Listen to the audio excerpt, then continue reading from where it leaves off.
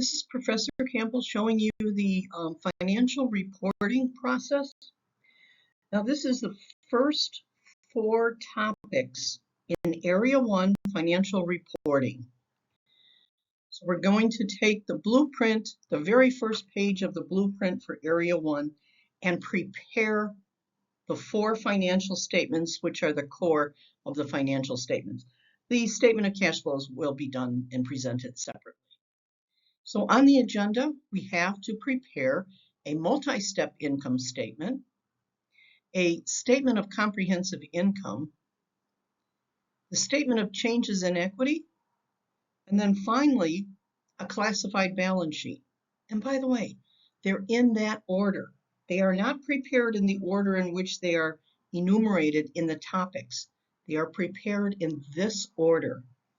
So for those of you that may have had the preparation of financial statements in Accounting 101 and you were online because of the pandemic, this is now the time to get out the pencil and pen, get away from the computer, get away from the high-tech stuff that you had during the pandemic and how you looked everything up on AI to get the answers and things like that. Now is the time to use the low-tech version of preparing financial statements. We're going to start with a trial balance, and I pulled out a trial balance of a mystery company. And it behooves you to take a look at this financial statement and see if you can get a snapshot capture of this trial balance from cash to income tax expense, okay?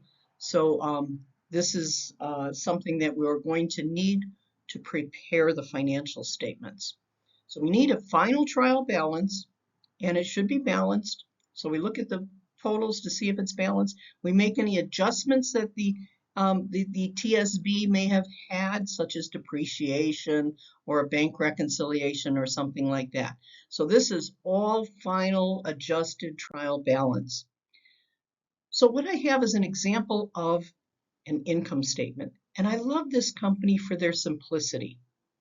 So the mystery company does actually produce a financial statement that is an SEC company, okay?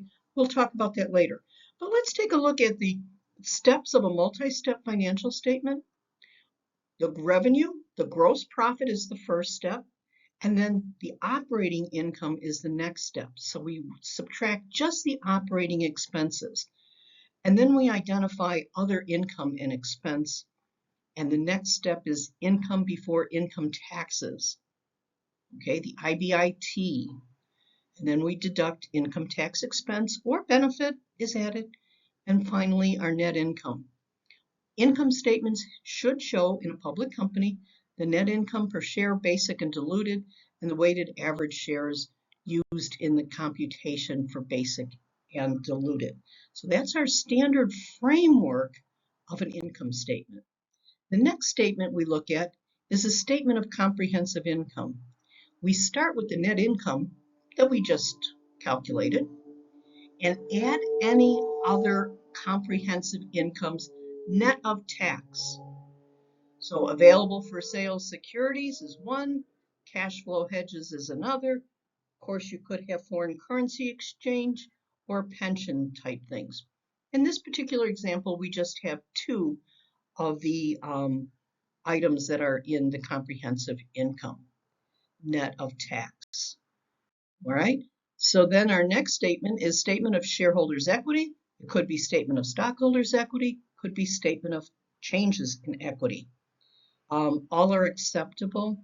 Statement of shareholders and stockholders is 100% interchangeable. All right, so we start with the balances as of the prior year ending, and we add our elements that affect our shareholders' equity. This is the part of the trial balance that most people get a little bit confused at, because the trial balance is as of January 2025 in this particular example, or the end of the year for this particular company. So some transactions have occurred, and we need to make sure that we back them out properly to get to from the beginning balances to the ending balances, okay? one of those areas that you really need to pay attention to.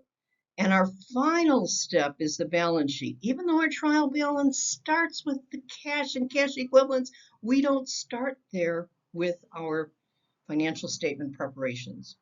So once we have our statement of stockholders' equity, we have our income statement flowed into our statement of stockholders' equity, we have our ending balances for stockholders' equity, we go to the balance sheet and we gather the assets and the liabilities.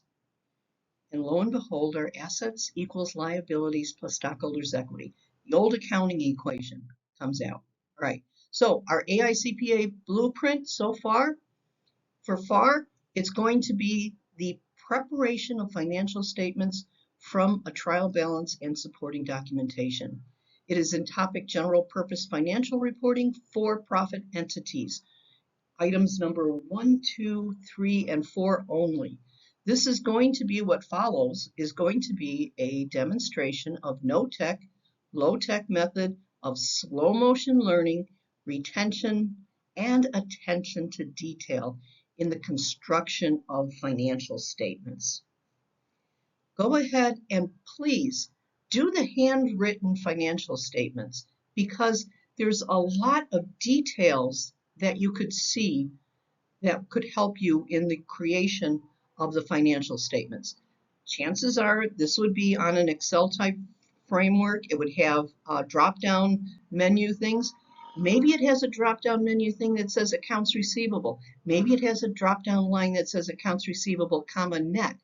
It's the slow motion writing of everything out that will help you remember and pay attention to the details when you get the ease and simplicity of drop downs that are done in the high-tech use of Excel in the test situation. All right. Please note that there are no statement of cash flows. That's what's needed to complete the financial statements. All right. Thank you. This is Professor Campbell introducing you to financial reporting, and what follows now is the handwritten financial statements of a famous company that actually is leading in artificial intelligence. See if you can guess what the company is. All right, thank you. Bye-bye.